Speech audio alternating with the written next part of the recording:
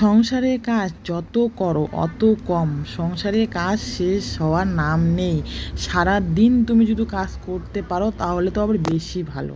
তো দেখো, যে আর যারা বিশেষ করে যারা নোংরা দেখতে পায় না তাদের তো আবার বেশি অসুবিধা। যেমন আমি নোংরা দেখলেই গা খিচখিচ করে। আর যেহেতু পয়লা বৈশাখ চলে আসতেছে, নতুন হালচাল ঘুরতেছে আর আমরা বাঙালি বলে কথা, তো বাংলা বছরটা তো ধরতে হবে।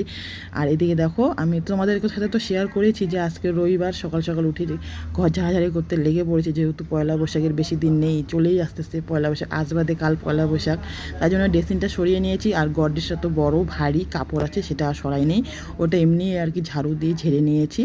আর ড্রেসিংটা সরিয়ে ঝেড়ে নিয়ে এখন হচ্ছে, আর ঘর ঝাড়লে তো জানোই কত কিছু থাকে, ঘর উলট পালট হয়ে, তো ঘরগুলো ঝেড়ে তারপরে আমি সব কিছু ঠিকঠাক করে নিয়ে ঘরটা মুছে স্নান টান করে রান্নাবান্না খাওয়া দাওয়া করে, তো এগুলো কাজ তো করতে হবে। তারপর তো এগুলো ঝাড়াঝাড়ি করতে হবে, খাওয়া দাওয়ার ফাঁকে ফাঁকে এগুলো করতে হবে।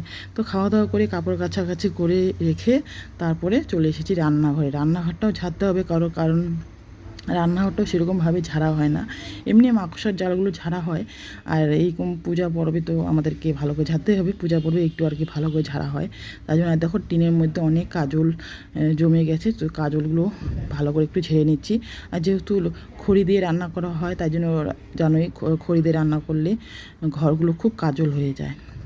আর এদিকে আমাদেরকে দেখাচ্ছি অনেক কাজল বের হয়েছে।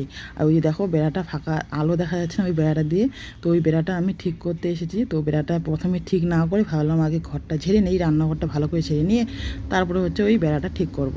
কারণ ওই বেড়াটার মধ্যে অন্য অন্য কিছু ছিল জোড়াতালি দিয়ে, তো ভাবলাম ওটা সরিয়ে একটা টিন দেব। আর যখন ওই টিনটা দিতে এলাম তখন আমার দ্বারাই আরও হচ্ছে না ওই টিনটা একা একা ঠিক করা। তো দেখো কত নোংরা বার হয়েছে। আর এই টিনগুলো না জং ধরে গেছে রান্নাঘরে, মানে খড়ি দিয়ে রান্না করতে করতে। এই দেখো কতটা আলো, এখানে ছিল অন্য কিছু, এখন অন্য কিছু একটা দেব। তো দেখো কত কাঞ্জুল বের হয়েছে ঝাড়ে।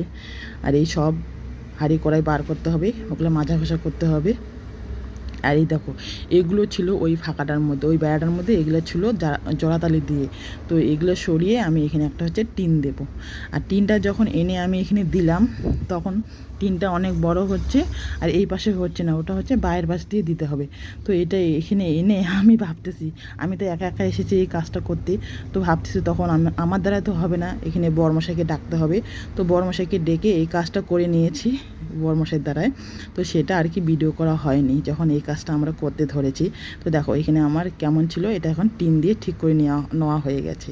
আর এদিকে আমি রান্নাঘরটাও মানে নিচটা ঝাড়তেছি, নিচটা ঝেড়ে আর কি রান্নাঘরটা মুছবো, যেহেতু